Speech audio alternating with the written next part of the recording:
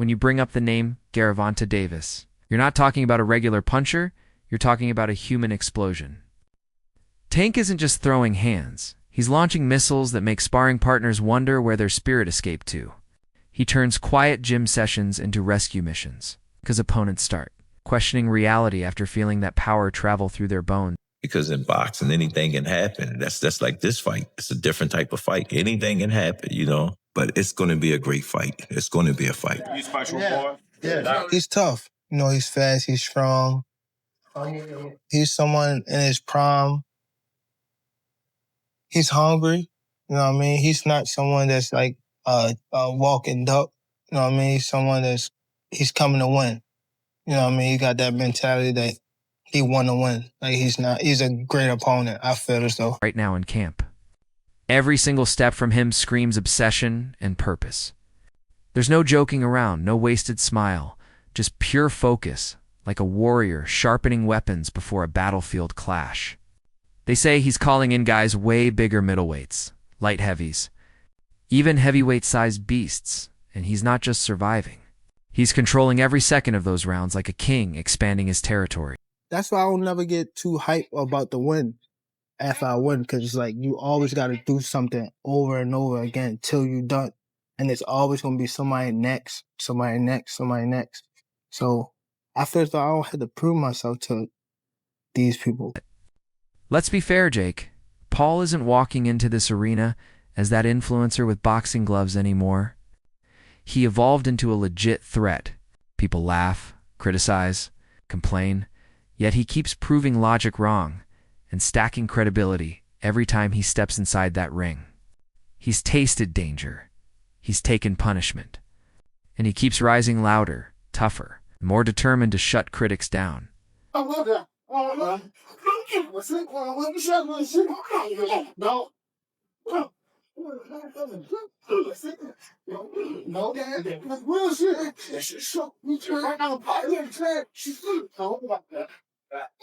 For now, Jake is chasing a hurricane named Gervonta Davis, and he's doing it with a fearless grin that says he knows exactly what he's signing up for.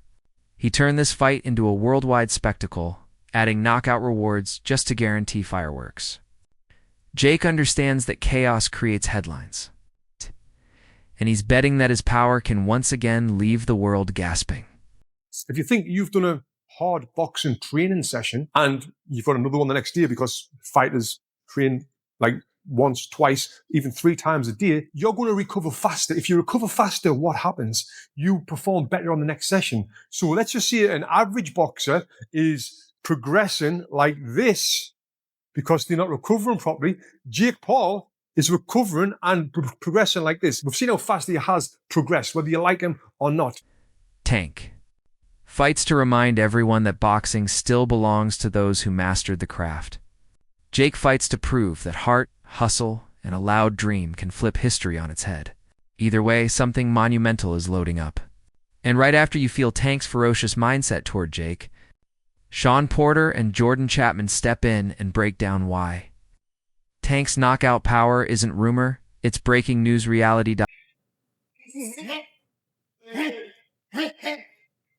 I'm already a legend from where I came from or what I done. Like, I done been through mad stuff, like sleeping on floors, crack house, all that type stuff. Like, I've been through all that. I ain't got to prove nothing to nobody else. Porter basically sits there like, Tank hits like a middleweight hidden inside a lightweight's frame, and man, that isn't a compliment. That's a danger warning flashing in red. Tank can rattle ribs like a controller shaking too hard when the game glitches. And what makes it even scarier? He's not just powerful, he's a genius with it.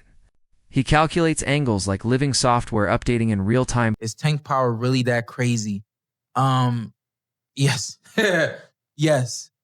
But you have to understand, what you have to understand is it's 135-pound crazy. So he can whack at 135 pounds, he can whack like he's a middleweight. That power that he carries for the weight class he's in is serious. While most fighters throw 5 punches hoping one lands, Tank stands like a patient predator, downloading every move, analyzing every breath. Then boom, He crashes your entire game plan with a single counter you never saw coming. When he moves, it's too late. By the time your brain processes what happened, he's already posing for the post-fight questions. Power plus precision. That's what makes Tank a nightmare. I don't know about, or maybe y'all do. I'm going to just say it. Tank is a master at range and distance. Oh, yeah. But a lot of fighters, they establish the range and the distance with the jab and with combinations and things like that.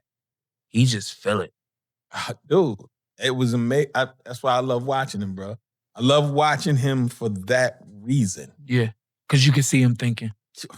Then Bernard Hopkins walks in, the professor of boxing warfare, and drops that cold truth, Jake Paul. That's not boxing, and suddenly the air tightens.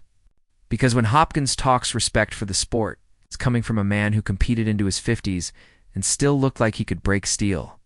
Jake represents entertainment more than tradition, YouTube mixed with pay-per-view madness, and honestly, that's also why he sells out arenas. Yo, this kid is no game. I said he sizes you up. I said you don't understand. Yo, Tank be calculating as he go. Computer. It ain't low. I'm gonna go back to the corner and I'm gonna make adjustments. Yo, he makes them on the fly. Hopkins sees showmanship. The world sees opportunity. Jake isn't trying to replace the sport. He's trying to hack the attention system. And Hopkins comparing his fights to two turtles racing? Brutally funny, but fans watch crazier stuff daily. Jake might not have a legend's IQ yet, but he knows how to turn curiosity into millions. Still, when Hopkins says don't confuse content with combat, he's warning Jake that Tank's punches don't care about algorithms. One mistake and the upload fails permanently. Boxing, man, it's entertainment. And it's fun. It's fun. It's a market out there. Yeah. And guess what? Let them have fun, but don't mix it up with boxing. Yeah. Boxing is a sport that need to be respected. And when you start doing things that mimic boxing and try to give it credibility like boxing, I think that is a fine line and is a real dangerous to cross that, because that's entertainment.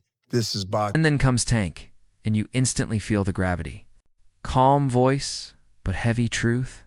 He's beyond chasing fame. He's fighting for legacy, family, and a future far brighter than the past he crawled out of. From surviving streets to buying back the neighborhood that shaped him, that's purpose talking. Tank remembers sleeping by gym floors, counting blessings instead of meals. Now he's turning the noise, the struggle, the scars, into the anthem that carries him to greatness. Difference between entertainment. Now, you can get entertained in boxing, right? But entertainment, see, the mint changes it. Sure. So when you talk about Jay Paul and you talk about things like, I'm not saying they're not athletes. Yeah. I believe wrestlers are athletes because they can jump off the rope and they're wearing 335 and 435 and they don't break their neck. Yeah. That's an athlete. I look at a lot of things as being athletically capable of doing it. But to say somebody's an athlete, you got to prove to me, who boxed for 28 years,